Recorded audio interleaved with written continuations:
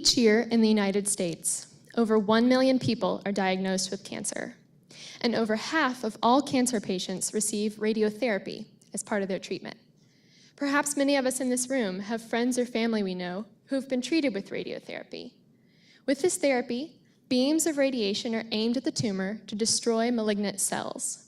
And for each patient, a personalized treatment plan is computed to determine which cells to irradiate, how much radiation to deliver, and for how long. Radiotherapy is often very successful at reducing the size of the tumor, but a common problem is that many of the healthy cells around the tumor are damaged in the process. This can lead to painful side effects that really diminish a patient's quality of life. In my research, I use mathematics to minimize side effects for cancer patients receiving radiotherapy.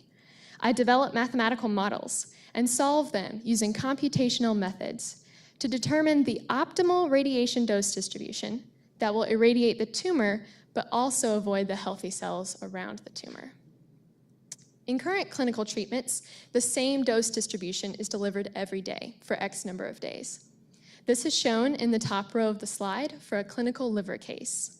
The large structure outlined is the liver, and the smaller structure inside it is the tumor. On the top row, we see the same doses delivered on each day, and the tumor receives an appropriate amount of radiation, but we notice that the healthy tissues around the tumor also receive a lot of dose. In my research, I'm examining a technique in which we deliver different dose distributions on different days. This may seem like a relatively simple idea, but from a mathematical standpoint, these problems are much more challenging to solve.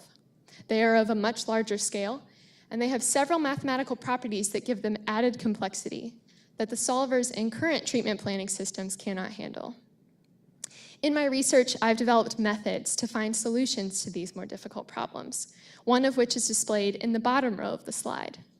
I have demonstrated an up to 30% reduction in radiation dose to the healthy tissue while maintaining the same dose to the tumor as the current clinical plans. On the bottom row of the slide, we see the different dose distributions delivered on each day. And when we compare the totals on the far right, we see that both treatment plans have the same amount of dose delivered to the tumor, but the treatment plan on the bottom has less dose delivered to the healthy tissue. This research has exciting potential to improve radiation treatments for thousands of cancer patients. Using our mathematical models, we can minimize the amount of radiation delivered to the healthy tissues, thus reducing side effects and greatly improving the patient's quality of life. Thank you.